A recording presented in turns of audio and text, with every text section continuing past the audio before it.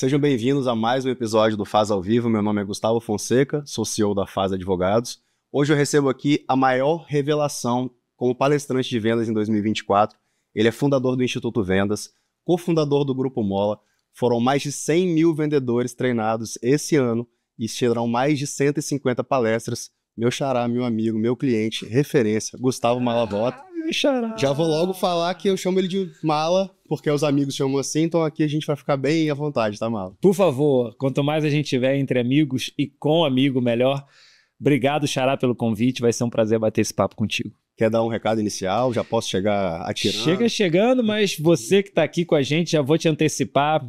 Pegue seu protetor bucal, coloque seus cintos, entre no ritmo desse papo que vai ser muito sobre vendas, sobre performance, sobre gestão e principalmente sobre quem quer alcançar mais resultados. Então vamos embora. Vamos começar falando de vendedor então, que é um tema que você domina muito, treina muitos vendedores.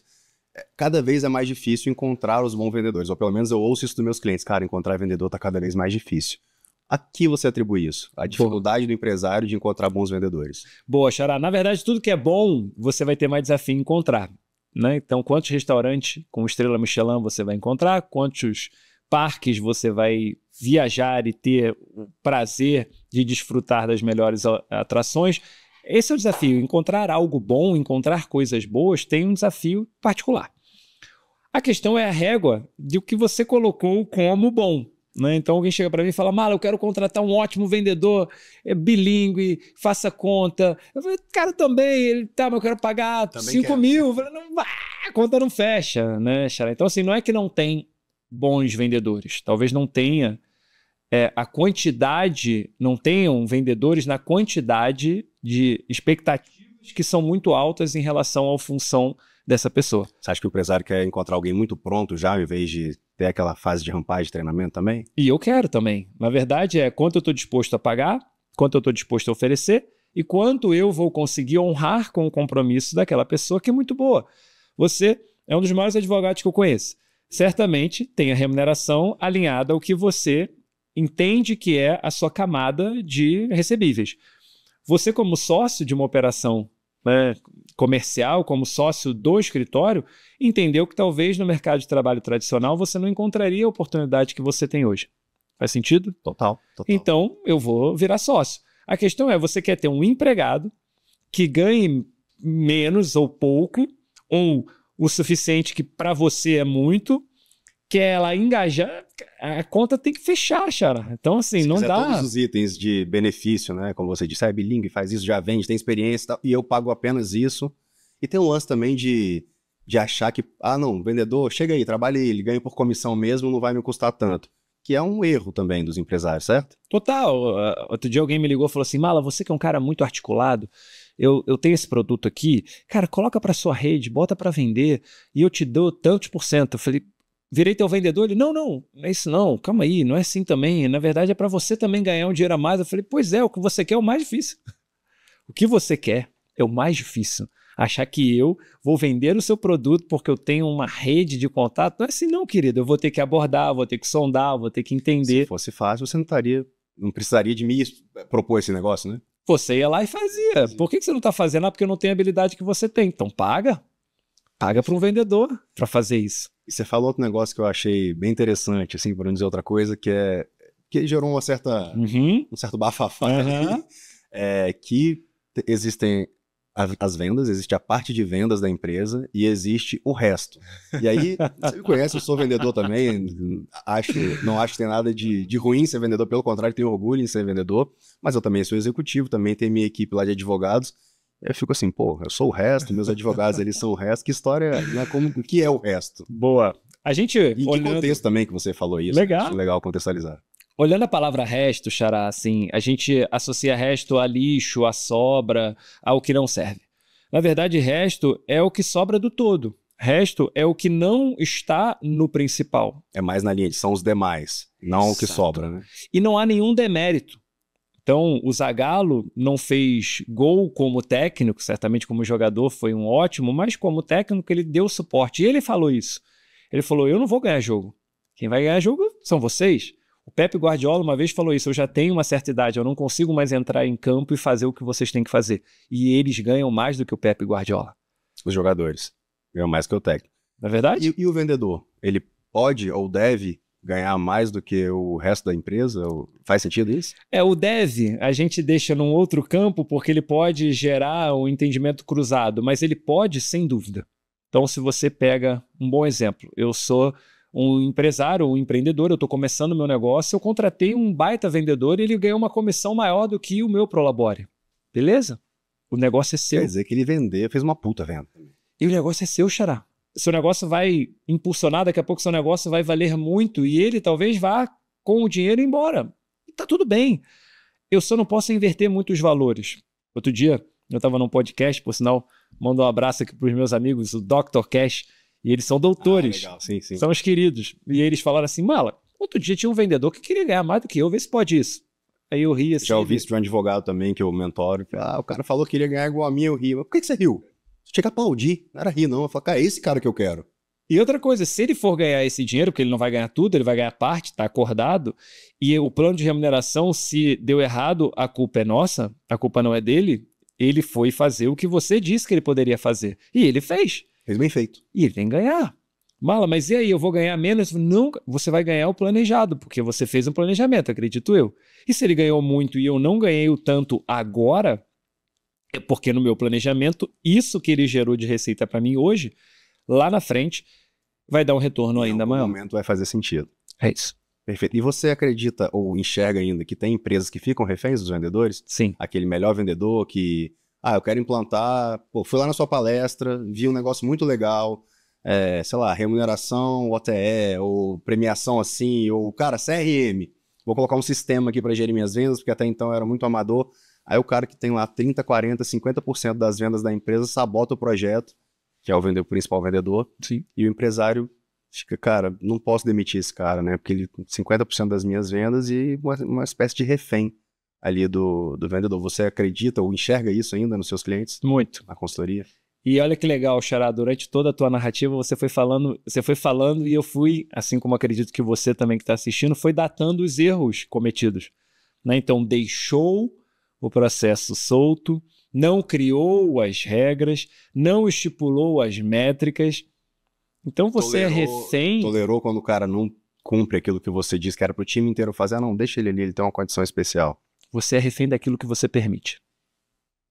Você só é refém daquilo que você permite. Então você é refém do vendedor que você permitiu, que você deixou, que você largou, e aí, obviamente, ele fez, eu não estou dizendo que de forma mal intencionada, ele fez do jeito dele. E talvez do jeito dele, atenda muito bem a expectativa dele. E tá tudo bem, a questão é se atende também a sua expectativa. Porque o vendedor, ele é um eterno buscador de oportunidades. Outro dia assistindo o National Geographic, e eu estava vendo sobre ataques de tubarões. Eles estavam falando o seguinte, acho que foi no Discovery Channel, enfim, um canal desse que passa sobre bichos e animais. Sim, sim. E aí o tubarão, ele tem um instinto. Todo mundo já ouviu, acho que falar sobre isso, que é, ele primeiro ataca, depois ele vê o que que é. Né? Então ele primeiro morde, por isso que tem muito ataque de tubarão, e tem poucos casos onde o tubarão se alimenta de carne humana. Uhum. Ele ataca, só que imagina uma dentada com centenas de dentes afiados. Sei lá, quantas fileiras de dentes. Exatamente, ele vai dilacerar aquilo ali e depois ele descobre se ele quer ou não comer aquilo ali. Normalmente não. Quando um vendedor com instinto de ataque, ele tem liberdade, ele tem campo, ele vai atacar, Xará. Sai mordendo? Ele sai mordendo. Depois ele vê que bicho que vai dar. E o papel dele não está errado. O papel é meu em não domesticá-lo, em adestrá-lo para que ele morda aquilo que vai ser a carne macia. Que já está muito linkado ali com o perfil de cliente ideal da empresa, para quem faz sentido vender, qual energia a gente está colocando. A gente teve outros episódios aqui com uma galera, né, que fala de planejamento estratégico, direcionamento, e as coisas acabam linkando, né? Se eu olhar os outros episódios e olhar assim, olha, às vezes eu gasto uma energia grande para vender, faço uma venda boa, mas é uma venda para a empresa errada, ou para o cliente errado. E é mais ou menos isso. Pô, o tubarão foi lá, mordeu, mas não era alimento para ele, era só uma pessoa surfando, nadando ali. E eu, ainda na analogia do tubarão, onde é que está o problema? É o que ele causa naquela dentada. Para ele, Nada, mas o estrago que ele faz com aquela dentada é o suficiente, inclusive, para a gente ter as catástrofes que a gente já viu aí nos canais. Vou citar um cara que você conhece, um amigo, Thiago Conce, teve aqui no meu irmão, meu brother. Também. E ele fala um negócio, cara, eu perguntei isso para ele, que qual é o desconto médio que os vendedores dão? É o maior possível. Então, se pode 10, o desconto médio é 10, se pode 15, o vendedor geralmente dá 15% de desconto. E você ensina as pessoas, ensina os empresários a não ficarem refém dessa queda de braço, de preço. Não ficar refém do preço, o preço do concorrente é menor, eu tenho que abaixar o meu. O vendedor não ficar refém de ter que dar desconto para fechar a venda e fugir dessa queda de braço. Como fugir dessa competição por não ter que abaixar o preço e dar desconto toda vez para fechar a venda? Legal, Xará. A gente, como vendedor, e você, empresário, como vendedor, gosto de falar isso, o melhor vendedor da empresa é o dono. Eu não conheço nenhum grande dono de empresa que antes não foi um bom vendedor. Nenhum. Eu tentei correr disso assim um tempo e vi que é isso, abraça essa realidade. Vai, e não é tão difícil, tem método. A gente te ajuda. O vendedor, eu ouço muito assim, Mala, o cliente veio aqui, pediu o preço e foi embora. Ô Mala, eu passei o preço e o cliente sumiu. Mala, quando eu falo do preço, o cliente some. Ele só sumiu porque você falou o preço. Se você não tivesse falado o preço, ele não tinha sumido. Então, por isso que parece óbvio, já vai o primeiro insight, não passe preço. Sem a hora certa de passar o preço? Fazer perguntas. Então, o principal exemplo, você chegou, eu vendo educação. Mala, eu queria contratar sua palestra, legal. Para quantas pessoas? Vai ser aonde? Vai ser que dia? O que você tem na programação antes da palestra? O que você tem na programação depois da palestra? Não, eu quero saber só o seu preço, claro, mas são quantas pessoas que vão? Aí você analisa tanto se faz sentido para você estar naquele ambiente como palestrante, mas também quanto você precisa cobrar para transferir aquele conhecimento para aquela quantidade de pessoas naquele contexto do evento que você está sendo convidado ou contratado para palestrar, é isso? Pode não ser o meu ICP, Xará. Vou te dar um exemplo. ICP, para quem... Boa, perfil de cliente ideal. Perfil de cliente ideal ao contrário, né? É uma sigla em inglês que todo mundo usa, então a gente tem que usar em inglês também, mas seria PCI quase, né? Perfil de cliente ideal. Então, se eu tô ali, né? Às vezes você vai lá para Rio Grande do Sul, sai de São Paulo, vai para o Rio Grande do Sul. Ou vai para o norte do Brasil. Um dia inteiro de viagem para ir, às vezes um dia para voltar. Isso aí. Um dia de palestra ali, algumas horas de palestra. Chega lá, não tem nada a ver com o público do que a minha empresa vende. Então, antes de despender essa energia, você faz essa pesquisa prévia, se faz sentido eu falar para aquele público. E se o valor vai ajustar, né? Você me apresentou e eu fico orgulhoso de ouvir, né, a narrativa da minha apresentação. Hoje, como destaque em palestra de vendas, com mais de 150 palestras por ano, obviamente a gente aumentou o valor do ticket para conseguir conciliar a agenda e conseguir atender ao valor que a gente espera. Tem gente que não vai estar... Se já não tem tempo para vender todas as palestras que cabem dentro de um ano, aumenta o valor. É meio óbvio que, eu tô valendo mais. É isso, né? Então, se você aumenta o valor, você consegue diminuir a quantidade em função da oferta e da demanda. E aí, uma vez, um cliente me ligou e falou, Mala, eu queria fazer um treinamento. Eu falei, legal, quantas pessoas? 4. Eu já falei, poxa, onde? Na minha loja, no interior do Rio de Janeiro. Eu falei, cara, provavelmente você não é o meu ICP, mas eu vou te atender. Talvez não com uma palestra presencial, mas talvez com uma palestra online. Então eu já vou. Mas, Mala, será que você não pode perder uma oportunidade? Xará, na altura do campeonato que a gente está hoje, se você já acha, você já tem certeza. E é um risco esse negócio da oportunidade. Eu errei muito, tá? Eu posso falar assim, não tenho problema nenhum de falar dos meus erros, né? Eu não conseguia deixar uma oportunidade passar. Então eu via, a gente está fazendo ali focado em esse tipo de empresas, né, ali são de médio, grande porte, empresas de dono, geralmente, já faturam algumas dezenas de milhões por ano, mas apareceu uma empresa do Simples querendo fazer um trabalho pontual, pô, dá para cobrar tantos mil ali, não, vamos fazer. Mas não tá alinhado, né, e lá no conselho vem aquela reunião no nosso conselho interno, pô, mas não tem nada a ver esse CP, você vai atender, Gustavo, o seu sócio vai atender, pô, vocês são as horas mais difíceis, mais caras aqui do escritório. Não, cara, mas é uma oportunidade de fazer, cara, oportunidade vai aparecer o tempo inteiro. E que bom que a gente está no momento que elas estão aparecendo. Mas no momento que eu abraço essa oportunidade que não está alinhado com a minha estratégia, eu despendo energia, que é uma só, pode ter o tanto de energia que foi e não é isso que falta, mas é uma quantidade que você aloca nos slots ali de energia. E você vai deixar de atender, um outro cliente vai ter uma disponibilidade menor de atender o cliente, que é o seu ICP, que é aquela empresa que a gente se estruturou para atender, para ser imbatível. você vai desviar do foco. Total. Então, eu vejo isso, um erro meu, mas eu vejo meus clientes continuando errando. O escritório de advocacia que eu converso ali, mentoro alguns. Não, pô, mas tem essa oportunidade, agora o negócio bom é fazer tal coisa na internet, vender tal produto. Apareceu um produto de médico, apareceu também um de bancário, agora apareceu um previdenciário. Cara, você faz o quê? Você é empacotador de produto para vender na internet? Tá bom. Se é esse seu negócio, tudo bem, mas como estratégia de posicionamento, no longo prazo, esse negócio tende a não perdurar. Perfeito. Isso acontece total com seus clientes também? Ou... E Xará, o sabotador e o otimista são parceiros. O sabotador e o otimista são parceiros. O que eu quero dizer com isso?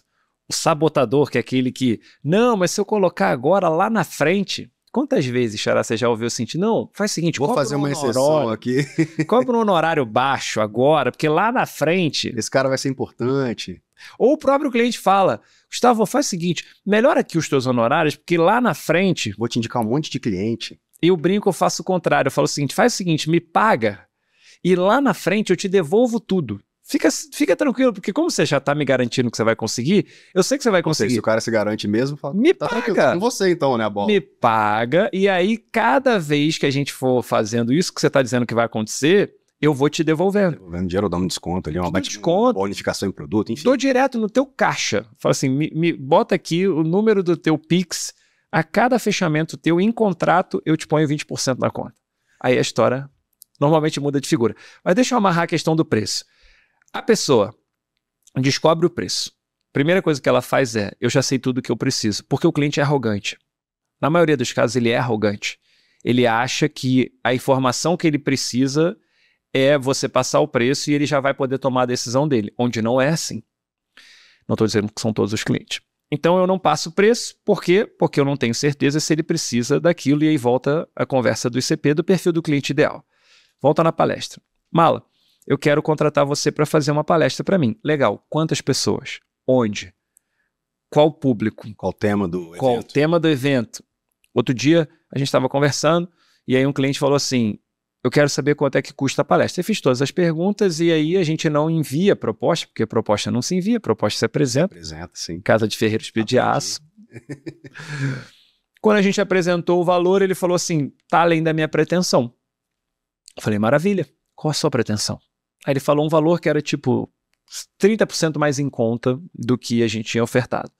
Eu falei, mas esse valor está muito longe da nossa pretensão. Vamos fazer o seguinte, que aí é o ZOPA, Zona de Possível Acordo. Deixa eu entender o teu cenário. Aí ele falou, claro. Eu falei, quantas pessoas vão participar? Ele falou, 200. Eu falei, qual é o coffee break que você vai fazer? Qual é o A e B, alimentos e bebidas? Eu não falei, vai ter o Welcome Coffee, vai ter um coffee no meio, vai ter um almoço, vai ter um break com coffee, vai ter um jantar.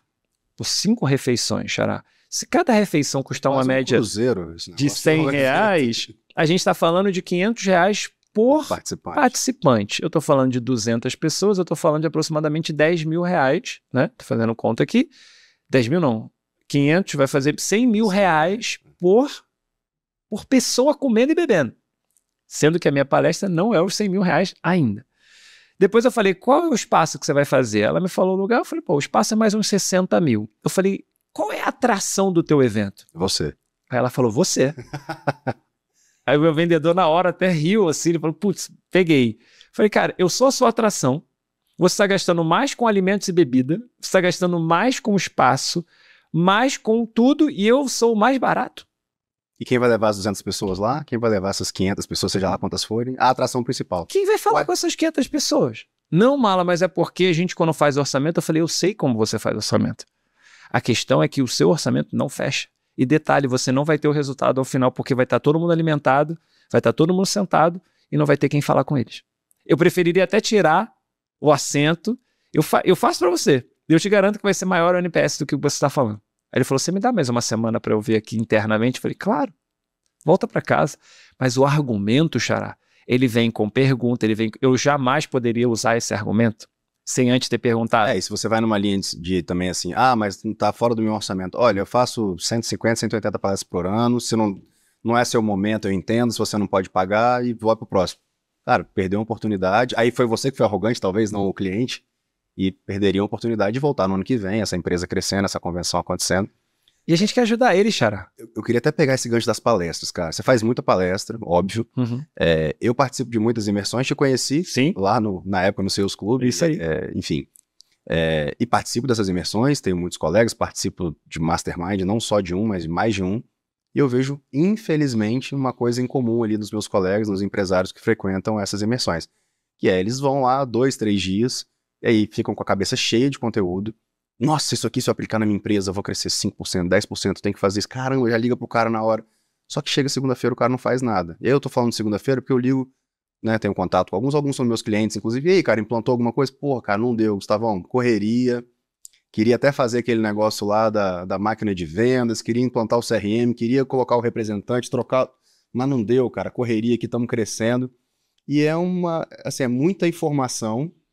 Qualquer imersão, qualquer curso que a gente vai fazer é muita informação, mas até fazendo um gancho com o Walter, que teve aqui um amigo meu, abraço, o Walter, ele falou, cara, o que diferencia o empresário não é o tanto de informação que ele tem, a capacidade de fazeção. Ele usou esse termo, fazeção. Gostei. Você vê isso nas suas palestras também, que a galera sai de lá motivada, querendo fazer, mas chega segunda-feira, o empresário, ele volta para a rotina de loucura dele, não consegue implantar o que ele acabou de ouvir num sábado ali, que ele tava doido para implantar na segunda? Legal.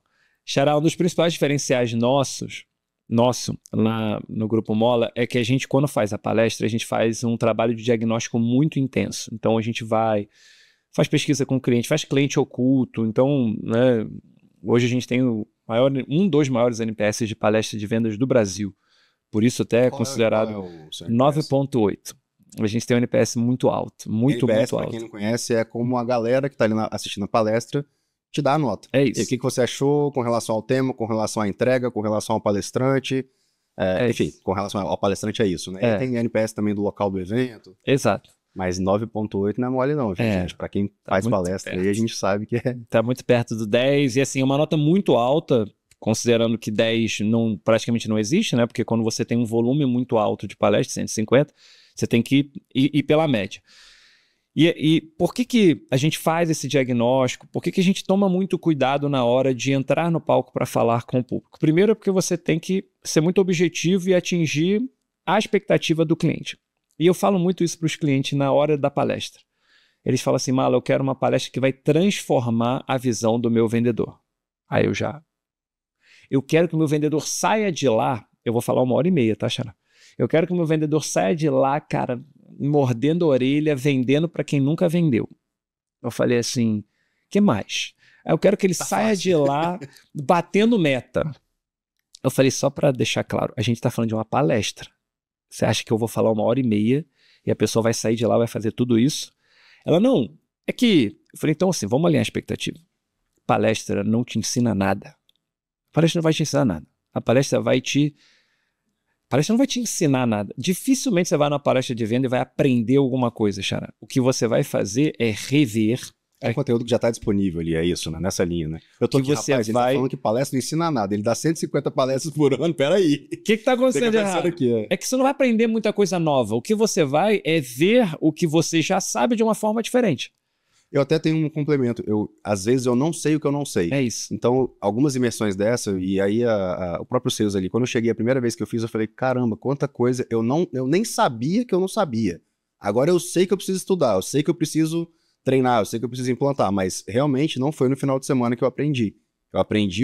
Eu entendi o que eu precisava aprender ou que eu precisava implantar, mas eu até faço uma analogia assim, que é mais ou menos quando a criança vai para a escola, ela aprende a matéria e ela pega o dever de casa. Mas ela aprende mesmo fazendo o dever de casa. Quando ela vai para casa sozinha e, cara, deixa eu ver se eu entendi. Quais são os países, a geografia, a matemática.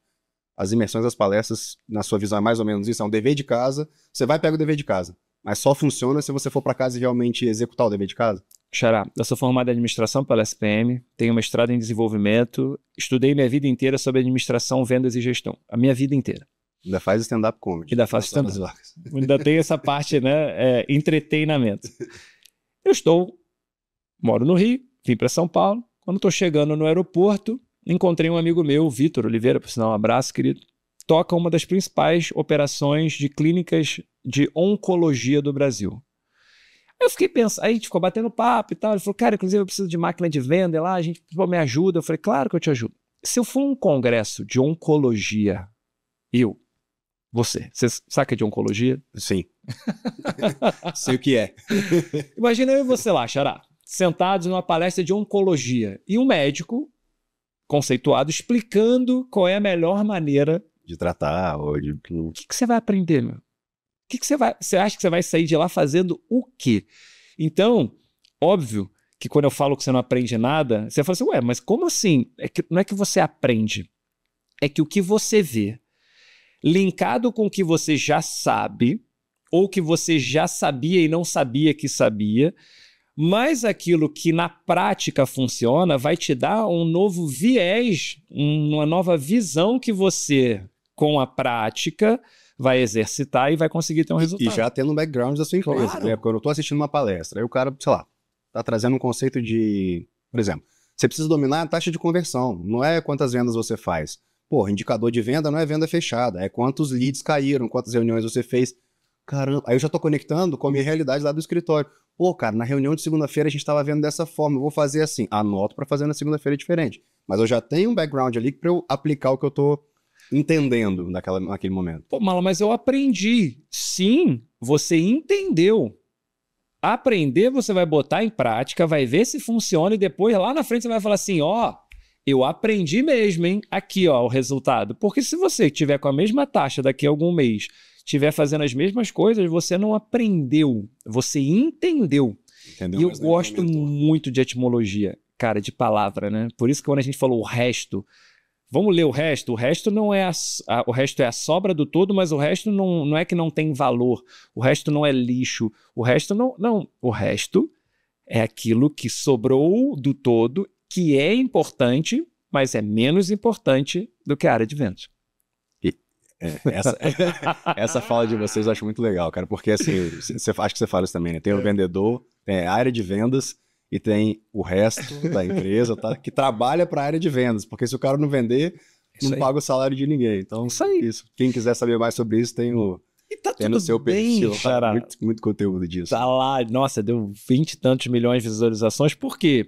Porque ali, e óbvio que é um recorte, né? Então você tem que, óbvio, tomar muito cuidado, porque teria que assistir tudo, mas o que eu estou dizendo ali é o fato de você ter uma área que é muito importante, ter uma área que dá suporte para essa área muito importante, não é nenhum demérito para ambos. Acabei de citar o exemplo aqui do treinador. O treinador ganha menos do que os jogadores. Olha que loucura isso. Ele é menos importante? Não, só que o jogador é mais. Porque se o técnico tiver uma dor de barriga e tiver um piriri, tiver que sair para fazer lá as necessidades deles e voltar... Durante o jogo continua. Agora, se o atacante, o zagueiro, o goleiro saírem, acabou. Então, é importante saber que o jogador é mais importante. Aí já tem as pessoas que gostam, né, de polemizar. Ah, mas então quer dizer que se não tiver um goleiro, o goleiro não é importante? Não, criatura. Quem ganha mais, é o atacante ou o goleiro? Em regra, o atacante. Em regra, é o atacante. Por quê? Porque ele é mais importante. Malavolta, mas aí se tomar... Eu sei que você vai tentar desconstruir para tentar colocar um ponto, só que ele é mais valorizado, ele vende mais camisa, ele é mais lembrado. Quantas bolas de ouro foram para atacantes e quantas bolas de ouro, que tudo bem que o prêmio hoje não está tão bem considerado assim, mas quantas bolas de ouro vão para zagueiros, meio-campistas e goleiros? E quantas vão para atacante? Por quê? Porque fazer gol é tão importante quanto vender numa empresa. Então o atacante vai ganhar mais. Será que tem atacante que ganha mais que presidente de clube? Ah, tem. Com certeza. Será que tem vendedor que ganha mais do que presidente de empresa? Com certeza. Dependendo da venda que ele fizer. Exatamente. Tem dono, CEO que vai ter um salário, tem vendedor que vai ganhar mais, não sempre ou nem sempre, mas ele ganha mais. Ah, mas eu vou contratar uma pessoa que quer ganhar mais do que eu. O empresário falou isso. Eu falei, e aí? Bom, que bom, né? Tem alguém com ambição de crescimento e visão de crescimento. E isso eu vejo muito em representantes comerciais também. Uhum. Tive agora, 2 semanas atrás, conversando com um empresário, ele falou, cara, preciso conversar com você, tô com uns problemas lá, queria pensar um modelo de mudar como a gente combina com os representantes, eu quero fazer uma área de inside sales ali, né, colocar uns vendedores dentro da empresa para fazer ligação e tal, que é outra coisa que eu quero te perguntar, mas segura isso aí. E ele falou assim, cara, mas qual que é a sua dor, cara? Ele falou, cara, o meu representante tá ganhando muito, é muito dinheiro todo mês que eu pago para eles. Eu falei, entendi, mas o que tá ruim ali? Porque ele tá ganhando muito dinheiro porque ele tá vendendo muito? Ou o que tá acontecendo? Não, pô, todos os grandes clientes já estão com eles. Falei, entendi, a empresa tá lucrativa, tá, a gente cresceu tantos por cento esse ano, tá 15% a mais de EBITDA, isso, aquilo outro. Falei, cara, não tô conseguindo entender sua dor. Você tem representante bom que está vendendo. Ah, mas eu queria que ele visitasse mais, cara, eu queria que ele expandisse a carteira, eu queria que ele fizesse... Eu entendi, mas ele vai ganhar mais. Mais ainda, seu incômodo vai aumentar. Ele vai ganhar mais ainda do que ele ganha hoje. Então, assim, o problema não é que ele está ganhando muito. O problema é que você gostaria de ampliar e talvez ele esteja acomodado com tanto de dinheiro que ele está ganhando. Ok, é uma coisa diferente. Sobre esse ponto, a gente pode explorar outras áreas que não sejam exclusivas. Aí tem outras coisas para fazer do ponto de vista de estruturação aí, da minha parte que eu contribuo é mais a parte jurídica ali, mas já com essa visão de muitas empresas, a gente acaba dando os pitacos aqui e ali no setor comercial. Então não é que ele está ganhando muito, é que eu queria que ele fizesse outras coisas e também, às vezes eu esqueço de olhar que ele está ganhando muito, se é baseado no resultado, é porque ele está dando muito resultado. E tá tudo bem, Tá tudo certo. O mais legal é, mas eu tenho representante que tá acomodado. Tá.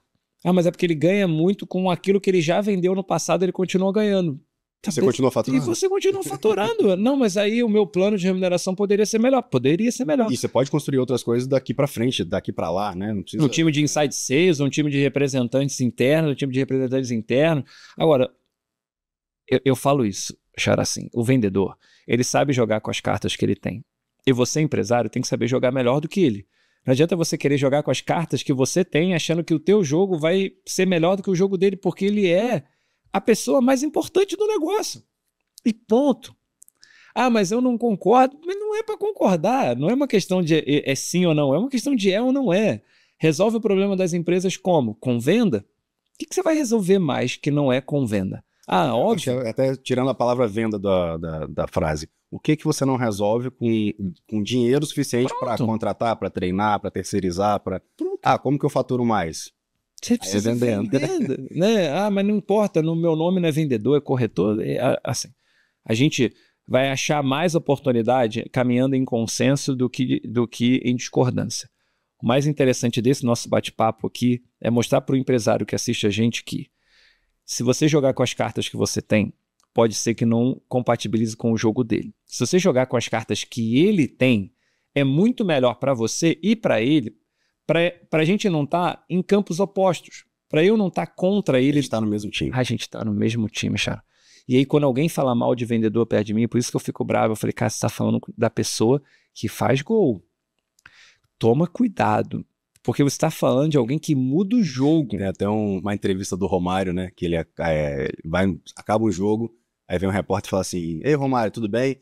Pô, você não jogou muito bem hoje, o que aconteceu? Você saiu ontem, naquela época ele saiu muito, ele falou: Ô, parceiro, eu fiz 3 gols, como que eu não joguei bem? Não, mas tirando os 3... Irmão, eu sou atacante, eu fiz 3 gols, como que eu não joguei bem?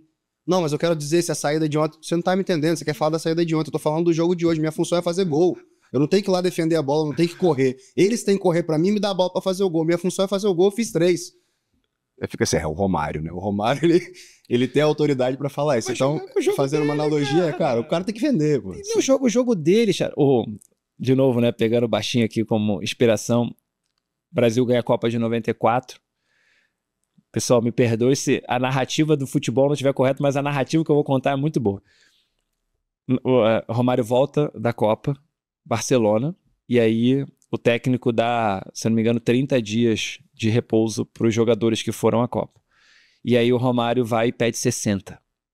Para ir para o Rio, para futebol. Sim, o Romário ganhou a Copa. Né? Tem um documentário muito legal dele. Sensacional. E aí viram pro Romário e falaram assim: Romário, tá dando um problema aqui. Você tá pedindo 60 e todo mundo vai voltar com 30. E o jogador, ele falou: quem? Aí começou a falar: fulano, perdeu no grupo. Na fase de grupo tem que voltar. Quem mais? Fulano, joga nada. Inclusive ganhei deles não sei quem. Fulano, holandês? Ih, mandei pra casa nas quartas. Quem mais? Aí ele vai falando o nome do jogador e falou: cara, só, ninguém ganhou nada. Bando de perna de pau. Se não for pra voltar em 60 dias, eu tô fora. E ele volta pro Flamengo. Então, assim, o mais interessante... Tem uma outra história do Limota faz que os próprios jogadores falam assim: cara, deixa. É lógico. Deixa ele ficar mais 3 dias. Deixa ele voltar feliz. Ele vai voltar melhor. Os próprios companheiros dele falam: cara, ele volta aqui, ele resolve. Mala, mas aí eu vou dar esse tipo de privilégio? Não, cara, não é privilégio. A gente tá falando do Romário, tá, gente? Aqui é um dos melhores do mundo, da história. Se você tiver um vendedor desse na sua empresa, aí vale a pena ter um jogo. E trate ele diferente, porque ele é diferente. E se alguém do seu time reclamar, você fala assim: cara, traz o resultado dele que eu tô doido pra dar esse dinheiro pra você. Pra você, sim. Não é Ah, eu tenho um vendedor que ele é indisciplinado no meu time, o que eu faço? A primeira pergunta é, ele vende? Porque se ele não vende, você já está com a decisão tomada. Não, ele vende muito. Então a primeira dica que eu te dou é, faz uma fórmula de fazer com que alguém faça o que ele já faz. Tem uma propaganda da Tigre que é muito legal, que tem um lobisomem atrás do balcão. E aí um vendedor fala assim, cara, ele é esquisito, né? É um lobisomem mesmo.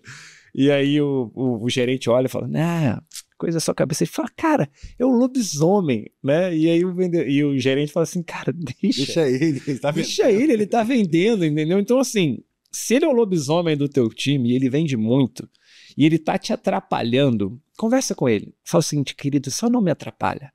Isso tem a ver com padrão, assim, de vendedor, padrão do setor de venda, até pegando um gancho das suas palestras ali. Cara, você tem clientes, indústria também, assim como a gente, e tem muito empregado, muito vendedor. Tem cliente de vocês que tem o quê? 5 mil vendedores, 10 mil vendedores. 10 mil vendedores. Beleza. Treina, tem processo, tem um playbook, tem tudo. Mas como que eu faço 5 mil indivíduos que são completamente diferentes seguirem o mesmo padrão na área de vendas? E aí, ok, 5 mil é muito difícil, mas para o empresário que tem 20, 30, 40 pessoas na equipe, qual que é o que você passa ali de didática ou de dia a dia para o cara ter um padrão na equipe comercial dele? Ótima pergunta. E é o que a gente vê na prática funcionar. Toda vez que você tem um playbook de alguma atividade, isso ajuda você a criar um padrão, tá? Então, o que é um playbook? Já trazendo, né? Ele é um livro de atividades. Então, playbook, né? Então, um livro de atividades. Então, o que é um livro de atividades? É o que diz que eu tenho que fazer. Boa, nunca tinha... É um tradução legal. O que é um playbook? É um livro de atividades. Como que eu faço um playbook, um livro de atividades? Eu tenho que criar, literalmente, um step cronológico de tudo que ele tem que fazer e como. Então, é um livro cronológico, livro mesmo. Muitas vezes tem 70, é o que a gente faz para as empresas. Livros de 60, 70 páginas, aonde é no detalhe, Xará. O que ele tem que fazer? Por exemplo, o cliente falou que o preço está caro. Você fala isso? Contorna a objeção aqui. O cliente falou que para esse ano não, contorna por aqui. Boa. E tem a linha do tempo, e o mais legal não é você conhecer o livro, é você saber consultá-lo. Você estudou Direito Civil? Muito. Ótimo. O livro é grande? Vai de meia com um cara que... Decorou o livro? De jeito nenhum. Tem umas que a gente acaba decorando de tanto que usa, mas... Perfeito. Mas não decorou o livro todo. O que a gente precisa aprender no direito é saber consultar, saber pesquisar, saber onde pesquisar e interpretar o que você leu da maneira certa. Ok. O vendedor, acho que é essa analogia que funciona também. Muito obrigado. Então, o livro, com 70 páginas, não é para eu ler o livro de 70 páginas, mas eu sei que na página 64 fala sobre contorno de objeção. E fala sobre contorno de objeção em todas as unidades do negócio. Então, a gente tem um grande cliente. Todas as unidades, você disse ali no funil, na esteirinha da venda. Então, se o cara não aceitou marcar uma reunião, tem uma forma de contornar.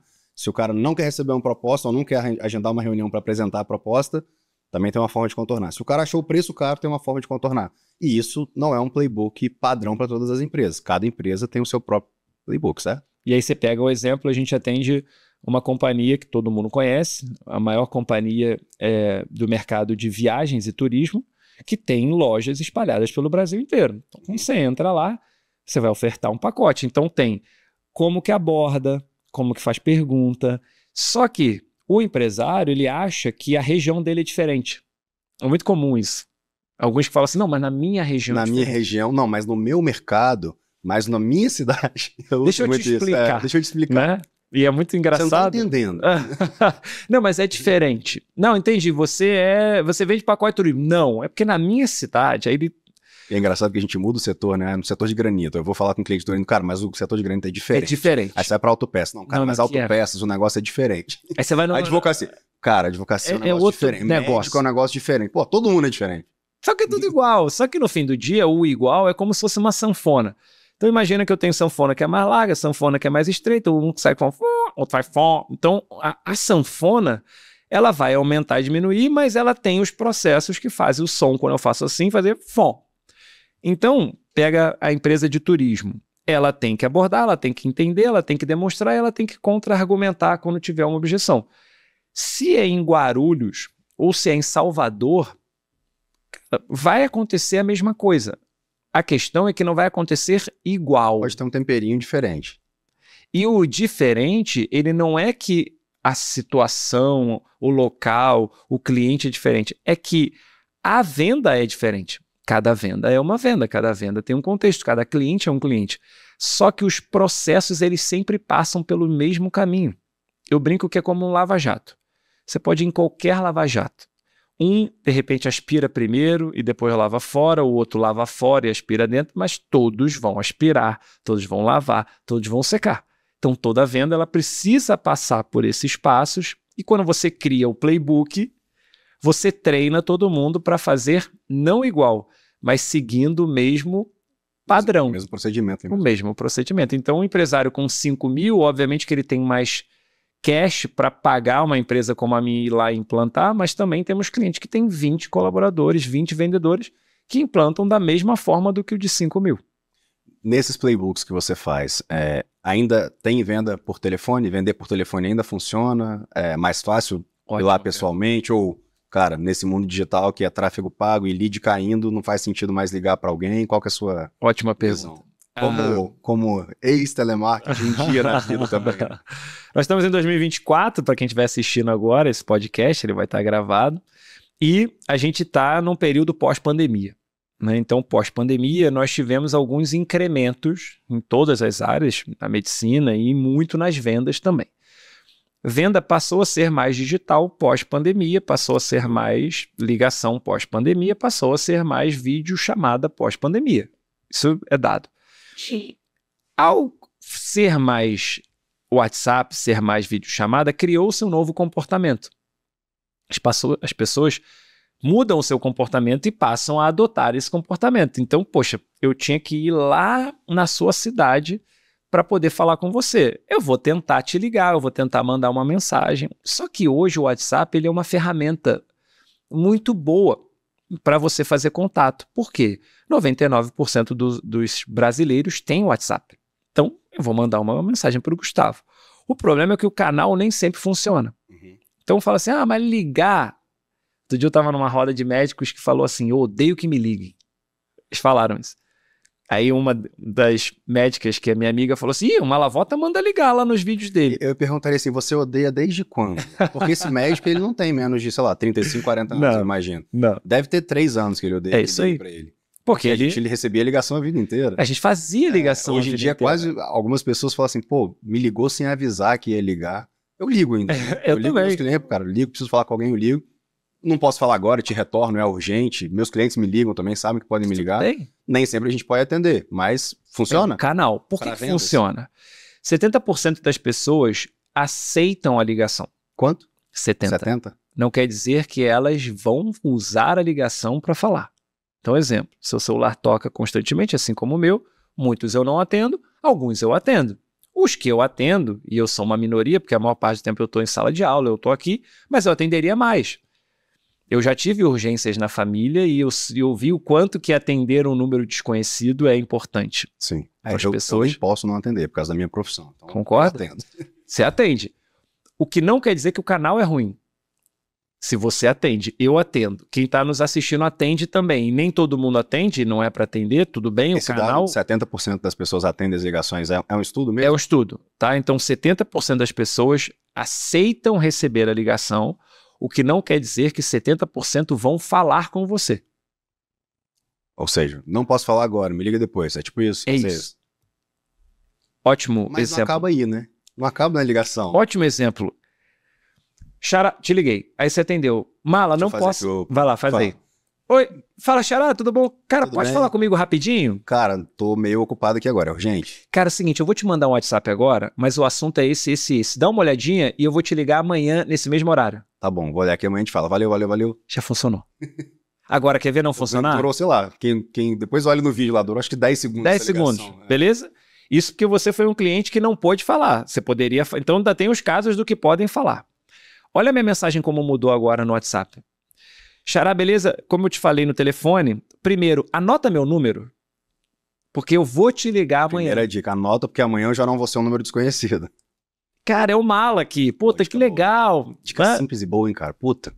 Anota meu número, beleza? 2, eu vou te ligar amanhã, porque lembra que você comentou comigo lá atrás que você estava em busca de trazer uma nova forma de vender dentro da Faz e que você não sabia como... Então, cara, eu tô com uma solução bacana que amanhã Eu vou te ligar de novo. Aí você vai responder se você não puder. Putz, Mala, amanhã eu vou estar em viagem. Cara, vamos falar tal dia. Vamos falar tal óbvio, dia. Já tá aqui, ó. Já foi. Automático, Agora, se eu não ligo. Fala, Xará. Beleza? E aí? Entendeu? Então, sim. Tem conexão quando eu ligo. Tem conexão com a tua voz, tem conexão com a tua atenção, tem conexão com um monte de coisa que as pessoas perdem por não ligar. Mala, mas as pessoas não atendem. É você que está dizendo isso. Não é verdade.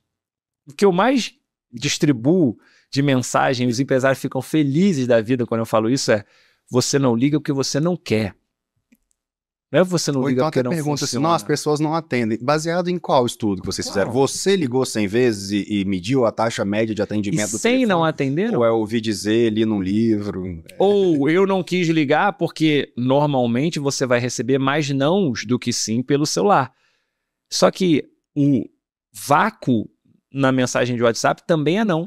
Então escreve aí, não atender e não responder mensagem, a estatística é igual. Aí eu vou chutar aqui o que eu tô falando, é só uma leitura minha. Acho que a sensação de rejeição de alguém que manda uma mensagem e fica pra lá é mais tranquilo que, pô, liguei, o cara não me atendeu, não me retornou, tentei 3 vezes, o cara não quis falar comigo, parece que quase tá levando um fora, né? Nossa. Porra, essa rejeição aqui, inconscientemente, talvez o vendedor ali não esteja disposto a se expor nesse nível, né? Você já casou alguma vez na vida? Eu casei uma só. Ia casar? Tento não casar de novo. Ótimo. Com ela mesmo. Que bom. Parabéns. Feliz aqueles que, né, constroem e consumam na primeira decisão. Você convidou pessoas para o seu casamento? Convidei. Você que ligou ou contratou uma empresa para ligar para falar dos convites? Eu que liguei. Legal. As pessoas atendiam? Atendi. Por que as pessoas atendiam? E será que o Gustavo, quando estava ligando para o casamento, não estava muito tranquilo? Muito tranquilo. Você estava muito tranquilo. Xará, você também sabe por que você estava muito tranquilo? Porque você ia dar uma boa notícia. Não, eu ia falar, cara, e era na Bahia, assim. A gente decidiu casar na Bahia, de frente pro mar. Então, Mala, tem um convite pra te fazer. A gente vai casar na beira da praia, na Bahia. Vamos pra gente passar um final de semana lá no sul da Bahia. Como é que era a expectativa sua ao ligar? Era feliz ou era preocupada? Sim. Imagina a lista, você pegando, o Xará falando assim, cara, agora eu vou ligar pro meu brother. Na hora de convidar as pessoas era só felicidade. Na hora de olhar o orçamento da festa era um pouquinho de preocupação. Deixa pra lá. Mas olha que alegria na ligação. Sim, sim. Xará, agora eu vou ligar pro meu primo. Vou ligar pro Jorge. Fala, Jorginho, meu irmão, tô te ligando pra te dar uma...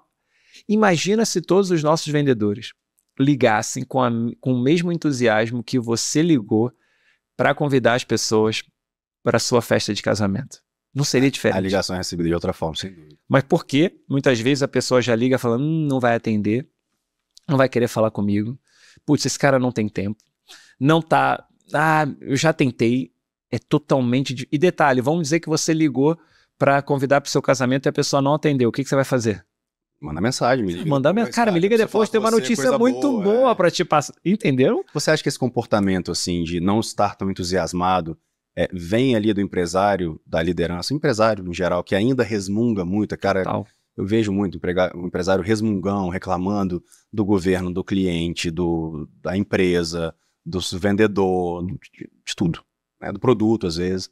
Você vê que é uma contaminação também. E por quê, cara? Porque aqui você atribui tanta reclamação também, e essa mentalidade que você falou ali de otimismo, e você falou que o otimismo é linkado com o quê? O otimismo, ele é muito amigo do sabotador. Do sabotador. Entendeu? Porque é aquela coisa assim... O empresário, geralmente, ele é otimista, mas ao mesmo tempo eu vejo tanto empresário reclamando, resmungando. Xará, imagina um empresário conseguir acabar com tudo aquilo que ele reclama. Ele reclama da equipe, parabéns. Acabei com a sua equipe, agora você é sozinho. Ele reclama do concorrente, maravilha, agora você não tem referência, porque você eliminou aquilo que é muito bom, que é ter concorrente. Você reclama do funcionário, parabéns, você está sozinho agora. Você reclama das taxas e dos valores de tudo aquilo que você tem, e principalmente do cliente, maravilha, agora você não tem para quem vender. Então para de resmungar, para de reclamar daquilo que é importante. A equipe é importante, o concorrente é importante, o preço é importante, o vendedor é importante e o cliente é super importante. E eu ainda vejo pessoas que reclamam do cliente, cara. Que o cliente é caroço, que o cliente é difícil. Muito bom. Agora você não tem para quem vender. Eu até brinco lá com o pessoal do escritório, assim, mas brinco sério, né? O que tal cliente é difícil, né? Ele tá cheio de problema. Eu falei, cara, talvez ele não precisasse da gente se ele não tivesse cheio de problema. Se ele fosse né, tivesse com a vida tranquila, ok, a gente vê muitas oportunidades lá também. Mas no meu caso, porra, o cara tá me contratando para facilitar a vida dele. O nosso lema lá é facilitar os negócios, facilitar a vida dos clientes. A nossa camisa é make it easy, né? Fazer as coisas mais fáceis. Quando eu vejo alguém da equipe assim, e eu não tenho essa postura de reclamar de cliente, cara, eu não deixo. O pessoal, lembra que é ele que paga seu salário. Se ele não tivesse problema, não tinha escritório de advocacia, não tinha motivo para contratar a gente. Claro que tem desalinhamentos com alguns clientes que não fazem tanto sentido com o nosso perfil. Isso, acredito que vale para qualquer empresa. E a gente já até teve um projeto de demitir um cliente uma vez, que a gente, enfim, tinha um valor que a pessoa pagava ali, era um valor considerável, a gente trabalha com assinatura mensal, então o cliente paga um valor todo mês e a gente cuida de tudo. A gente botou uma meta, falou, olha, vamos fechar tantos clientes para alcançar esse faturamento, porque esse cliente está destoando da nossa forma de trabalhar. Sim. E aí, quando a gente puder substituí-lo, a gente brincou de demitir o cliente, a gente vai comunicar que a gente não tem mais interesse em continuar. Para você, isso faz sentido? A empresa, às vezes, ter que demitir um cliente que está desalinhado com o propósito dela, com a forma de atendimento? Outro dia, a pessoa me falou, Malavota, eu quero demitir um cliente meu. Qual sugestão que você me dá? Eu falei, arruma outro. Melhor. Substitui primeiro. Substitui. Não, porque, assim, eu vim de uma família, Xará, que me ensinou algumas coisas muito importantes. Primeiro você não pode não ter dinheiro. E tem que tomar muito cuidado com essa mensagem quando você passa ela para alguém, principalmente para um jovem, para um garoto. Você não pode não ter dinheiro, né? Do tipo, não existe essa possibilidade. Então, assim, jamais se acostume com a possibilidade de você não ter dinheiro. 2, você não pode não ter uma profissão. 3, você não pode ter o seu nome sujo.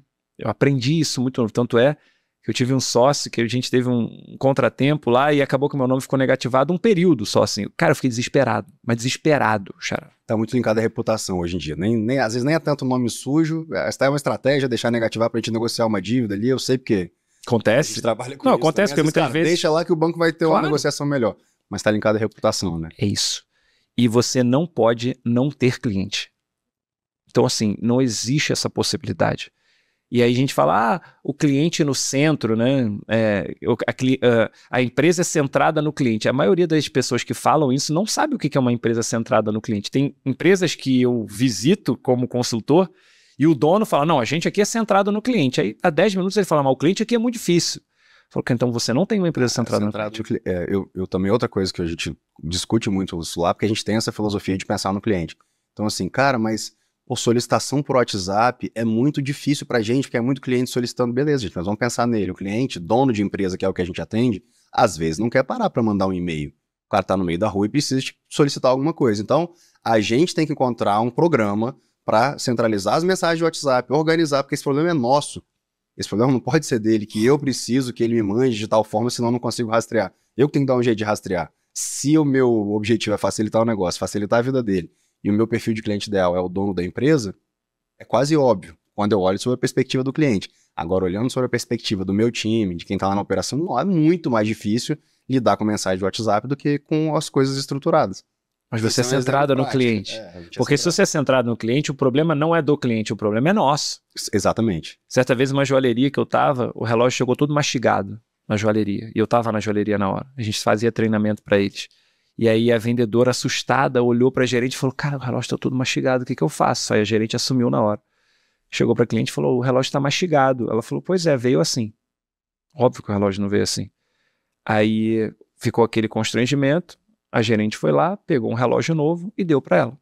E aí a vendedora falou, cara, mas é óbvio que o relógio não saiu dessa forma. Por que você deu um relógio novo para a cliente? Ela falou, porque nós não criamos um processo para que isso não acontecesse. E aí, desde então, os relógios saem fotografados. Exatamente. Eu falo, tem uma prova ali, o advogado já pensa assim, tem uma foto ali. Assina-se um documento para que ele, cliente, de punho, recebeu e disse... Quando recebe o carro da locadora ali, né?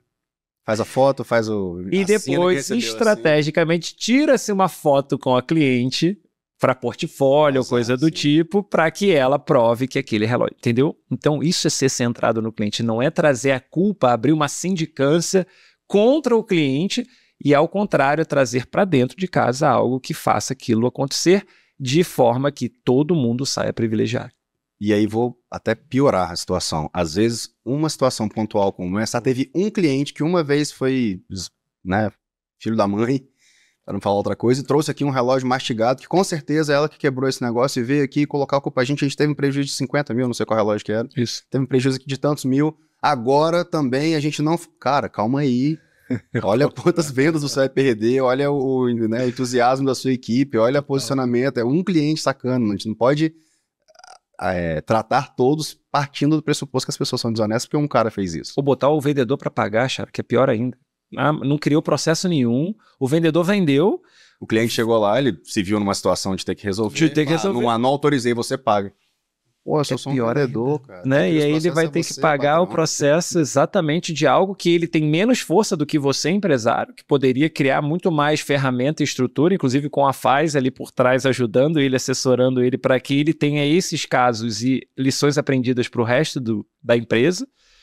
Mas ele prefere muitas vezes adotar uma postura de levar o problema para o cliente, levar o problema para o vendedor do que assumir a responsabilidade. Perfeito. Cara, a gente tá caminhando pro finalzinho aqui. Eu já sabia que a gente ia ter papo para muitas horas, já são alguns anos aí de convivência. Que legal. Mas eu queria repetir um negócio, cara. Até trouxe anotado aqui pra gente fazer um vídeo seu muito legal que você fez de frente com o Gabi, simulado ali. Vamos fazer um novo? Você consegue fazer? Se eu puxar aqui? Vambora. De frente com o Gugu. De frente com o Xará. De frente com o Xará. Muito bom. Então eu vou falar aqui, repetindo um pouco as perguntas que ela fazia aí. E, cara, de bate pronto... Falo que vem. Talvez algumas vão ser repetidas, mas tudo bem, tranquilo, né? Tá tranquilo. Vamos lá. Um sonho. Vender. Maior medo. Não ter para quem vender. Arrependimento. As vendas que perdi. Defeito. Não ter falado melhor do meu produto. Um desejo. Que eu possa vender cada vez mais. Tenho muita vontade de... Os clientes paguem mais para mim do que pagam para o concorrente. Prazer. Vender mais para quem já compra. Uma ousadia, é? Vender para quem não queria comprar de mim. Dinheiro é? Importantíssimo e vital para o meu negócio. Não vivo sem? Dinheiro. Meu medo é? Não ter para quem vender. Se pudesse voltar no tempo, eu... atenderia melhor aquele cliente que foi atendido. Quer chegar onde mesmo? Ser o número 1 do Brasil. Muito bom. Senhoras e senhores, muito obrigado quem ficou aqui até o final. Gustavo Malavolta, fala suas redes aí, Mala, para quem quiser te seguir. Vou aproveitar e pedir para quem está assistindo seguir o canal. Hoje, nessa data, já são quase 20 mil inscritos. A gente começou esse podcast tem cerca de 6 meses, então estamos tendo um resultado bem legal e até acima do que a gente previa. Agradecer a galera do estúdio aqui que sempre recebe a gente tão bem aqui em São Paulo. Que legal. Meu Instagram é @FonsecaGustavo, o Instagram da FAS é @faz.legal e segue o canal aqui do YouTube, Faz Advogados. Esse aqui é o Faz ao Vivo. Hoje com o Gustavo Malavolta. Quais são as suas redes aí? Quiser te contratar para uma palestra, quiser contratar o Grupo Mola para falar um pouquinho também do que vocês fazem ali no Mola. Muito obrigado. Xará, obrigado pela oportunidade. Vou fazer uma breve correção. Como a gente fez um jogral aqui e eu fui pego, obviamente, na resposta imediata, o mais importante é, primeiro, Deus, família e dinheiro. Boa. Então, Deus e família sempre em primeiro lugar. Bom, nas redes sociais, @malavota, MALAVOTA. Então você me acha, é a mala que vota, não tem erro. Boa. Então você vai achar no Instagram, vai achar no YouTube, a gente tem um canal que fala muito sobre venda e gestão. A FAS, que é... A FAS e você principalmente, que eu falo da FAS, mas me vem a memória do Gustavo Fonseca. Parabéns, eu tô te acompanhando, teu resultado tá muito legal como conteúdo. Você que é advogado, tá dando na cara da sociedade, muita gente que não tá se mexendo, aprenda com esse cara. Ele botou a cara, fez acontecer e tá ficando muito bom o teu trabalho. Parabéns. Obrigado, vídeo vocês, sabe que é muito especial. Bom. Não, muito bom mesmo, assim, não falaria isso num horário tão nobre.